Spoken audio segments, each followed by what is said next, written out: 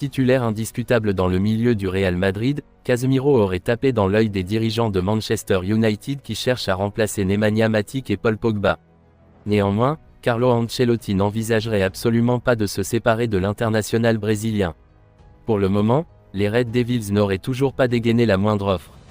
Contrairement à ce que beaucoup de monde attendait, le mercato du Real Madrid est jusqu'ici bien calme. Florentino Pérez misait beaucoup sur l'arrivée de Kylian Mbappé, un dossier qui est tombé à l'eau dès la fin du mois de mai suite à sa prolongation inattendue avec le PSG. Malgré les regrets du Real Madrid, aucun joueur n'a été recruté pour compenser cet échec, un choix de la direction madrilène. Si cela ne bouge pas énormément dans le sens des arrivées, c'est tout aussi calme dans le sens des départs. Manchester United fonce sur Casemiro. Pourtant, les joueurs du Real Madrid ont la cote. Notamment Casemiro. À 30 ans, l'international brésilien s'est imposé comme un titulaire indiscutable depuis son retour de prêt de Porto. Depuis, il n'a plus quitté le 11 de départ et forme un trio exceptionnel avec Toni Kroos et Luka Modric. De quoi taper dans l'œil des autres écuries. D'après les informations du journal Marca, Manchester United, qui a pris beaucoup de retard sur son mercato, s'intéresserait à Casemiro. Les départs de Nemanja Matic et Paul Pogba n'ayant toujours pas été compensés, les Red Devils se doivent de recruter un milieu de terrain. Carlo Ancelotti a déjà tranché jusqu'ici, le dossier Frenkie de Jong a toujours été la priorité mais le milieu du FC Barcelone ne veut pas quitter la Catalogne et encore moins pour rejoindre Manchester United. Une situation que pourrait revivre le club mancunien avec Casemiro. Carlo Ancelotti a été très clair, il ne veut absolument pas laisser partir son joueur.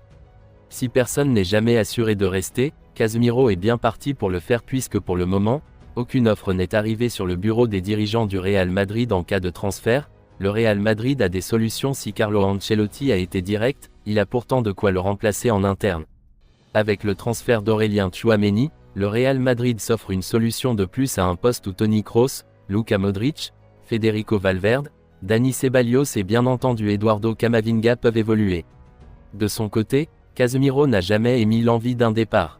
Pour boucler l'affaire, Manchester United va devoir s'accrocher. Le média turc, Photomac, rapporte ce mercredi que Galatasaray envisage de faire venir Eden Hazard.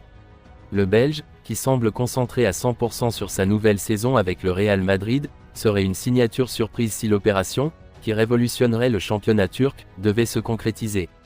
Eden Hazard a clairement fait savoir, par ses déclarations publiques et ses performances en pré-saison, qu'il avait l'intention de revenir à son meilleur niveau cette saison avec le Real Madrid, mais en Turquie, on rêve qu'il le fasse au sein de Galatasaray.